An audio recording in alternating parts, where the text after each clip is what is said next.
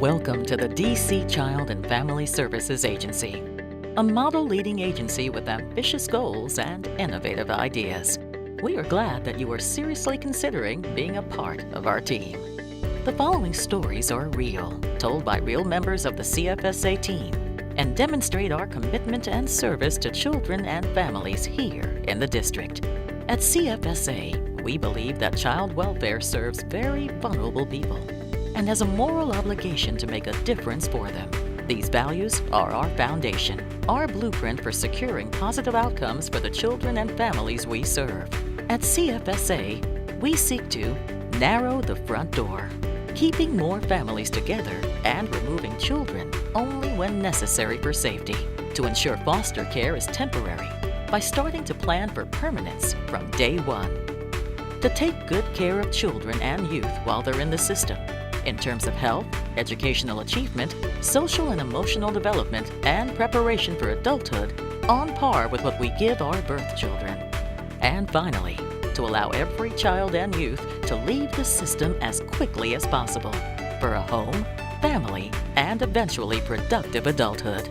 The CFSA team members featured in this video will share their personal journeys, and their stories will help paint the picture of what a day in the life of a social worker is actually like in the world of child welfare, and more specifically here at CFSA. Social workers are everywhere. We do everything. This is the one profession where you can be anywhere. It's a very stressful job. It's a very demanding career, but it's highly rewarding. Where legally and ethically in every way, the buck stops with us. We're responsible for this family and these children. We are the single reporting line of the District of Columbia, so all of child maltreatment reports come through our line. You see how families are put together and reunified. You see those things happen immediately, and so it's a form of immediate gratification, and it's a way for me to be able to give back to my community through public service. I'm Donna Jessen, and my position currently is hotline supervisor. All child abuse, sex abuse, and physical abuse and neglect come through the hotline. The hotline operator, or hotline workers as we call them here, have to be good at engaging the client, and you're not face-to-face, so they have to be good at keeping focus and maintaining engagement with the caller at all times, and good at soliciting information when sometimes the caller may not want to provide the information or may be hesitant about making a call. The best thing you could have done was intervene in a child's life. So basically, our most important things that we want to assess for is what is the child maltreatment, and is the maltreatment placing the child in imminent danger, or we're assessing for safety and risk to that child. And what is your concern today? Can you tell me what happened? Okay. We want to start with the demographics and getting the caller's concerns, because those are of utmost importance to us. But then we want to ask questions related to if the maltreatment is physical abuse, perhaps are there current injuries, and what do those injuries look like? Is the child in pain? Does the child need medical care? If it's more of a neglect issue, then we want to ask about that particular issue and how it's impacting the child. We're dispatching an investigator as we speak, and I'll be placing a call to MPD. If it's related to the parent's behavior or the parent's substance abuse or the parent's mental health issues, then we again want to find out specific, behaviorally specific information regarding the parent's behavior and how it's impacting the child. For a lot of people, it's very stressful to make a hotline report. They don't know what's going to happen to the child. The child, they may assume that the child's going to be automatically removed, or that the family is going to be penalized in some way. And so the hotline worker's job is to help the caller, to walk them through this process. My name is Pamela Stanley, and I am a Child Protective Services investigative social worker. In the institutional abuse unit, we investigate not only abuse that takes place in foster homes, daycares, behavioral health providers. We also get referrals for sexual abuse, in addition to the traditional physical and abuse and neglect referrals. And as an investigative CPS worker, you are a first responder. You are required to go out. If it's an emergency case, which we call immediates here, then you have to respond within an hour. And if it's a traditional case, like a regular case, you have about 24 hours from the date of receipt to go out and conduct the investigation. And going out on those investigations, you need to prepare a little before going. So you have to do like a history search, check the database, see if the family has had any prior involvement with the agency. That will provide you information on the patterns of the family. Sometimes you may need to call on a colleague to help you. While I'm over at this school talking to 3 kids, I might need you to run over to this school and see if you can get the other children. So teamwork is essential. Like, you have to work as a team here. Well, there are several difficult cases that you will encounter working for Child Protective Services. One of my most difficult cases wasn't necessarily the degree of the abuse, but more a personal matter. I identified with the family. The parents were about my age. It was a co-parented home. They had no history of prior involvement with us. They had a son who, he got in trouble at school. Teacher called home. Dad picked him up as usual, asked the teacher what may have happened or what took place. They get him home. Dad spanks him. The next day, the child goes back to school. And the child says, I got a whooping last night, but this one was worse than usual. And so the teacher happened to look at his bottom, and there was some bruising. So as mandated reporters, they have to call us. So when me and the detective arrived at the school, the little boy was nice. He was very honest about what he did and how he got into trouble. And then you have to look at him, and it was really bad. It was really bad. So we got a support worker to take him to the hospital for the medical legal while we report to the home to greet the parents. When I got to the home, it was depressing because, mom is looking behind you. She's looking for her kid, and the kid is not there. And I know that more than likely he might not be coming home because of how severe his marks and bruises were. And the dad fell apart. He didn't realize how severe the bruises were, because when he spanked him, he didn't bruise right away. The bruises didn't set in until the next day. And so they were very remorseful. I don't think that it was his intent to abuse the child. Sometimes with the families we encounter, they have several prior investigations conducted on them, but these people didn't have any. So from one day to the next, you don't know what it's going to be. You will touch all arenas. And in trying to work with the families, you need to have an open mind. You need to be empathetic to the situations that you're walking into. In social work school, they always tell you, start where the family is. And it sounds so easy on paper, but when you get there and the family is dysfunctionally functioning, where this dysfunction takes place every day to the point where the kids have adjusted and they know what to do when the dysfunction surfaces, you have to remember that and work with the family in trying to keep them together. There is no manual to prepare you how to adjust your personality to work with these families. There is extensive training at CFSA, and they give you training on almost every topic that you can think of, but there is no training that will prepare you for showing up at the scene of a fatality, or showing up at a scene and a parent is high on PCP, and you have to figure out how to calm that parent while they're inebriated and get the kids out of the home.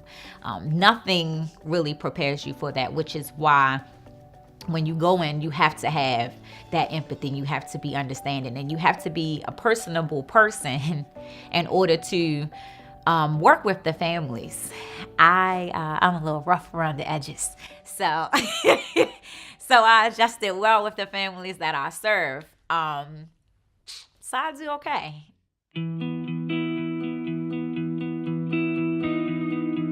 My name is Alexander Goodwill, and my position at CFSA is a social worker in the Community Partnership Administration. As an in-home social worker, we have the opportunity to partner with the family and with other collaterals to try to keep the children in the home safely. In the past, it was a lot easier to remove children. Now a lot of effort is made to keep them in the home as far as possible, as long as they are going to be safe. I think to be a successful social worker, you definitely need people skills. In the past, I think social workers, especially government social workers, were viewed as people that just came pounding on your door and told you what to do, and you're going to do it or we're going to court. All that has changed. Now it's about engaging the client to address the concerns. Hi, Ms. Gray, this is Alexander Goodwill. I'm here for our visit. Communication is key, not only with the client, but we deal with the courts, we deal with our colleagues, with collateral agencies. We're often part of multidisciplinary teams, so we have to be able to know how to communicate effectively and in a collegial manner so that we can actually work together for the good of the client. I just completed the visit to the family on 14th Street and just planning to head up to the main office, seeing if anyone needs anything dropped off or picked up. Along with that, the documentation piece that documents your hard work is definitely key, because that also contributes to the overall success of the program, the administration, and CFSA as a whole. I think a person trying to decide if social work is for them needs to ask themselves honestly why. It is very demanding. It is very gut-wrenching sometimes when you see the abuse, the neglect. It is not 9 to 5. We are the child welfare agency for the district, so when the cases come to us, we're in a unique position where legally and ethically and every way, the buck stops with us. We're responsible for this family and these children. I decided to become a social worker in the aftermath, the death of a very close relative of mine, she was a wonderful person, and unbeknownst to us, had mental illness.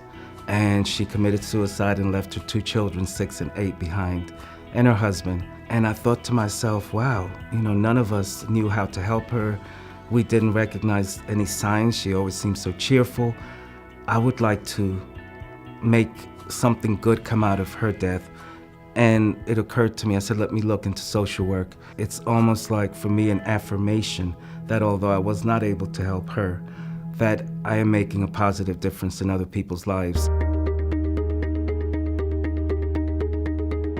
My name is Corey Chandler. I am the Deputy Attorney General for the Office of the Attorney General, and I work here in Child and Family Services Agency.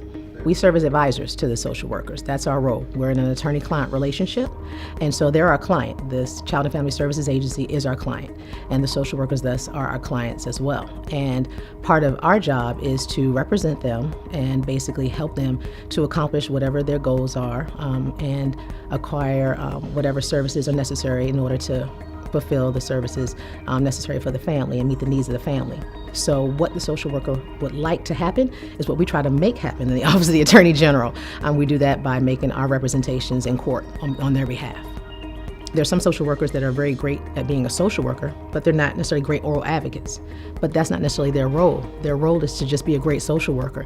And if they're not comfortable in that, they can work with their Assistant Attorney General and partner and say, well, you do all the talking, and if there are any issues or sticking points as far as facts that need to be clarified, I can clarify those things. That meeting usually has to take place within a day or 2 of the child coming up out of the home. And so it's important for you to immediately meet with the AG. I think it's important for our social workers to remember that the Assistant Attorney General is your attorney.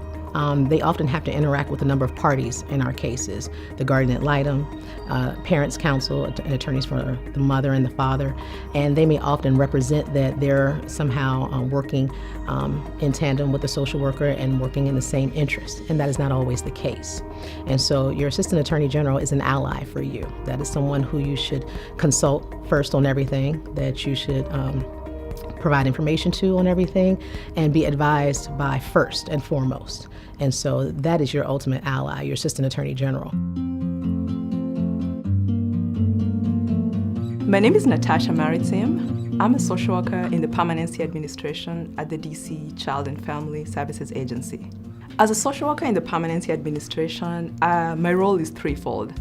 I'm responsible for ensuring that the children who are in foster care are safe. I'm responsible for ensuring that their needs are being met, that's their developmental needs. And I'm also charged with ensuring that they receive permanency in a timely manner so that they don't languish in foster care. I enter the process once the child is removed from the home.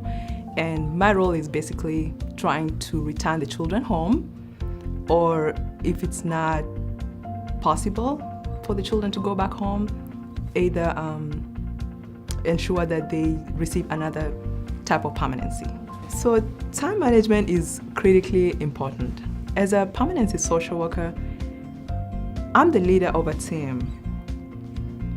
To put it in context, a child comes with a whole team. The child has a lawyer, the mother has a lawyer, the father has a lawyer, and if you have 3 children on a case, you may have the children may have different fathers, so you have 3 different lawyers for each father. And then you have the judge and the AAG. And then if you move to the treatment team, if the child is receiving therapy or mental health services, then you have a therapist, a community support worker, and the mom is receiving services, then you have mom's therapist. So you're leading this team, and so you have to know how to prioritize. The way I do it, I prioritize the children's needs. If the children's needs are met, the child is safe, then I move on to the parents' needs, making sure that the parent is receiving the services that they should be receiving, because number 1, it's court mandated. I have to answer to the court. And number 2, I'm trying to speed the process of reunification. So I need to make sure that, the parents' needs, the biological parents' needs are met as well. So one of my more difficult cases was a case where there were unexplained injuries to a 6-week-old baby. So in this particular case, the parents presented really well, high functioning, they were young. It was difficult to case plan with these parents because I cannot send them for parenting classes because I don't know if that's the solution. I cannot send them for substance abuse treatment because we don't know if that's the solution. We couldn't remedy the safety because we didn't know how the child got injured. And that's the problem. I have to speculate. And when I start speculating, I think of the worst thing that could have happened. So the case resolved with an adoption because we could just never get past the fact that a 6-week-old had broken ribs and a broken foot, and nobody could provide an explanation for what happened to this baby. It is a very difficult job. It's a very demanding job. It's a very stressful job.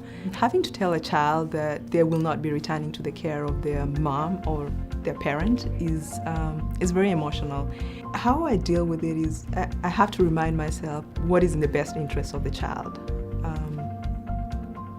That the child has to be safe. The child's needs have to be met. It's very rare to be in a career where you actually see the impact that you have on people. But this is a job where you will see the impact on people. You will make a difference, and that is rewarding.